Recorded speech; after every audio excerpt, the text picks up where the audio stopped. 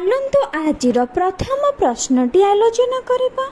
ଆଜିର ପ୍ରଥମ ପ୍ରଶ୍ନଟି ହେଉଛି ବିଶ୍ୱରେ କେଉଁ ଦେଶରେ ଦୁଇ ମୁଣ୍ଡିଆ କଇଁଛ ଅଧିକ ଦେଖାଯାଆନ୍ତି?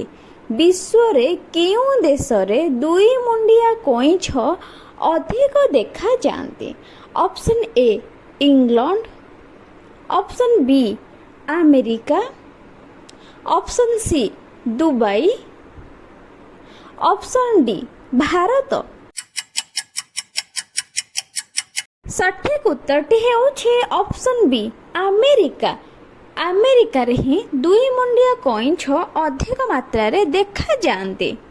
2 ନମ୍ବର ପ୍ରଶ୍ନଟି ହେଉଛି ଭାରତର ଜାତୀୟ ପୁଷ୍ପର ନାମ କ'ଣ? ଭାରତର ଜାତୀୟ ପୁଷ୍ପର ନାମ କ'ଣ?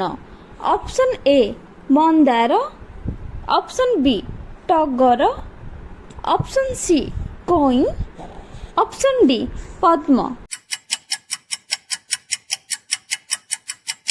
ୟାର ସଠିକ୍ ଉତ୍ତରଟି ହେଉଛି ଅପସନ୍ ଡି ପଦ୍ମ, ଭାରତର ଜାତୀୟ ପୁଷ୍ପ।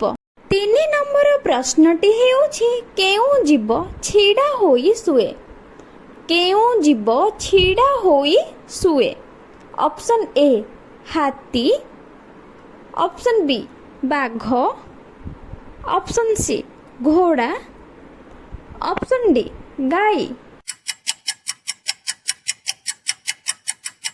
ୟାର ସଠିକ୍ ଉତ୍ତରଟି ହେଉଛି ଅପସନ୍ ସି ଘୋଡ଼ା। ଘୋଡ଼ା ହିଁ ଛିଡ଼ା ହୋଇ ଶୋଇଥାଏ। 4 ନମ୍ବର ପ୍ରଶ୍ନଟି ହେଉଛି ଭାରତର ଜାତୀୟ ନେତା କିଏ? ଭାରତର ଜାତୀୟ ନେତା କିଏ? Option A Bhagat Singh, option B Atal Bihari Vajpayee, option C Mahatma Gandhi, option D Narendra Modi.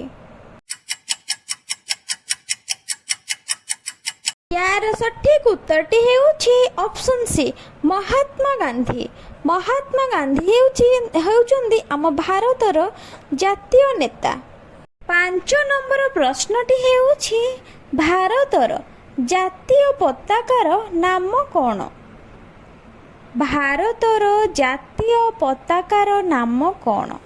Option A red, option B union ନିଶୋକି, option C Tiranga, option D 5 star. ୟାର ସଠିକ୍ ଉତ୍ତରଟି ହେଉଛି ଅପସନ୍ ସି ତ୍ରିରଙ୍ଗା। ଭାରତର ଜାତୀୟ ପତାକାର ନାମ ହେଉଛି ତ୍ରିରଙ୍ଗା। ଆଜି ପାଇଁ ଏତିକି ରହିଲି। ଜୟ ଜଗନ୍ନାଥ।